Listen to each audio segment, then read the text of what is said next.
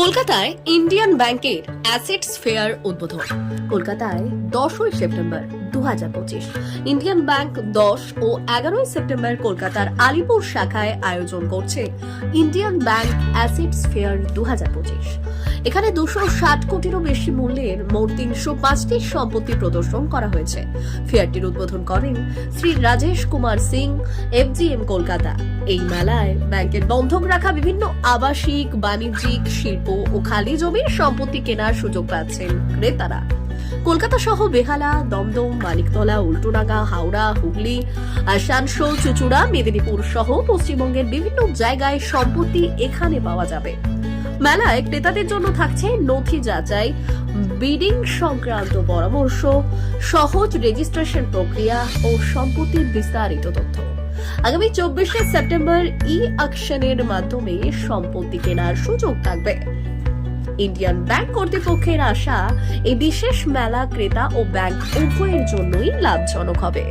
हमारा प्रोग्राम होता है, ये बायर्स को ध्यान में रखते हुए किया जाता है कि बायर्स की जो परेशानी है, नॉर्मली क्या होता है, कोई भी आदमी जब इन्वेस्ट करता है तो उसका एक बहुत बड़ा क्वेश्चन होता है कि मैं जहाँ इन्वेस्ट कर रहा हूँ वो प्रॉपर्टी में किसी तरह का फर्दर लिटिगेशन ना हो, आगे ना हो।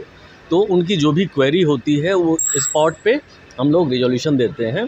और प्रॉपर्टी के बारे में, क्योंकि आज जैसा बताया गया ना कि 305 प्रॉपर्टी, 305 प्रॉपर्टी और वैल्यू 260 करोड़ हम लोग आज यहाँ पे डिस्प्ले किए हैं। तो उनके लिए ऑप्शन भी है कि वो देख के प्रॉपर्टी देख के चॉइस कर सकते हैं, ये प्रॉपर्टी उनके एरिया का है या उनके रिक्वायरमेंट को सूट करता है। और जब एक बार वो सेलेक्ट करेंगे प्रॉपर्टी, फिर उसके अंदर जाके देख पाएंगे, फिर वो विजिट कर पाएंगे प्रॉपर्टी को। लेकिन उसका जो प्राइम पार्ट है वो यहीं पे वो आज और कल में अपना प्रॉब्लम को रिजोल्यूशन कर सकते हैं। तो इसीलिए ये खास करके हम लोग लगाते हैं। और जैसे मैंने डेटा शेयर किया कि 23-24 में 60 प्रॉपर्टी हम लोग सेल कर पाए थे, लेकिन नेक्स्ट ईयर ये बढ़ के 140 प्रॉपर्टी हो गया। और जस्ट बिकॉज ऑफ दिस उसमें इस एसेट फेयर का बहुत बड़ा योगदान है। और ये डेटा में हमारे सैम ब्रांच का डेटा शामिल नहीं है, जो कि लगभग 200 प्रॉपर्टी अलग से सेल किया। और सैम में चूँकि बड़े बड़े कस्टमर होते हैं, वहाँ पे वैल्यू ज़्यादा होता है, क्योंकि सैम में नॉर्मली 1 करोड़ से ऊपर का अकाउंट ही हम लोग ट्रांसफ़र करते हैं। बाकी सारे अकाउंट जोनल ऑफिस लेवल पे रहते हैं। तो ये जो मैंने 60 और 140 बताए वो जोनल ऑफिस लेवल के हमारे अकाउंट्स होते हैं। तो ये सबके लिए, बैंकर्स के लिए भी और सबसे ज़्यादा बायर्स के लिए एक बहुत बड़ा प्लेटफॉर्म हम प्रोवाइड करते हैं कि आप अपने क्वेश्चन का प्रॉपर आंसर यहाँ ढूंढ सको और फिर आगे बिडिंग करने में उनको कोई परेशानी नहीं होगी। नहीं, इसमें आप देखोगे ना कि हमारे 2 दिन, मतलब आज से, मतलब सुबह 10 बजे से लेकर शाम तक एंड कल हमारे हर जोन के 4-5 ऑफिसर्स अपने अपने स्टॉल पे रहेंगे। और जितना प्रॉपर्टी उन्होंने लगाया, डिफरेंट टाइप का प्रॉपर्टी उनको पता है, लेकिन कस्टमर को नहीं पता है। तो वो बताएंगे, इसके बारे में बताएंगे, एक एक प्रॉपर्टी के बारे में जो भी किसी का सवाल होगा उसको वो आंसर करेंगे।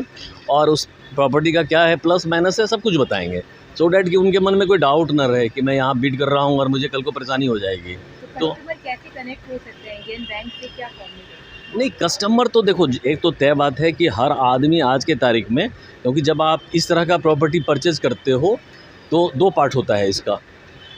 एक क्या होता है कि जो मार्केट प्राइस से कम दाम पे आपको प्रॉपर्टी मिलते हैं, बट चूँकि ये सेल हो रहा है सरफेसी के थ्रू, तो एक मन में सबको रहता है कि यहाँ रिस्क होगा, क्योंकि आप जानते हो कि जहाँ बेनिफिट ज़्यादा होता है तो अब रिस्क का इन्वॉल्वमेंट होता है। तो वो रिस्क को मिनिमाइज़ करने के लिए हम ये एसेट फेयर लगाते हैं कि आपके मन में यदि कुछ प्रॉपर्टी को लेकर कोई क्वेरी है, क्योंकि नॉर्मली मैं जैसा भी बताया ना कि आफ्टर सेल भी यदि फिजिकल पोजीशन में या ट्रांसफ़र करने में कोई इशू आता है तो वहाँ भी बैंक खड़ा होता है। बहुत सारे केस में हम लोग पैसा रिफ़ंड कर देते हैं। ऐसा भी होता है कि हम पैसा रिफ़ंड कर देते हैं, क्योंकि हम यदि प्रॉपर्टी ट्रांसफ़र नहीं कर पाएंगे तब तो कोई मतलब ही नहीं ना, उस आदमी का तो बेसिक पर्पस रिपीट हो जाएगा। और पैसा, और वो भी हम विथ इंटरेस्ट करते हैं। यदि उनका पैसा कहीं बैंक में होता तो उस पर तो ब्याज मिलता ना, तो वो भी हम लोग देखते हैं कि किसी कस्टमर बायर्स का नुकसान ना हो। समझे? इस तरह के आयोजन से सबसे बड़ी बात है ट्रांसपेरेंसी आती है, कि पहले इस तरह का आयोजन नहीं होता था तो लोग फंस जाते थे। आज की तारीख में ये सब बातें नहीं होती है। वो जो भी डील करते हैं तो वो एक ट्रांसपेरेंट तरीके से डील होता है और आगे कोई भी परेशानी, जो लीगल वाला इशू नहीं रहता है इसमें।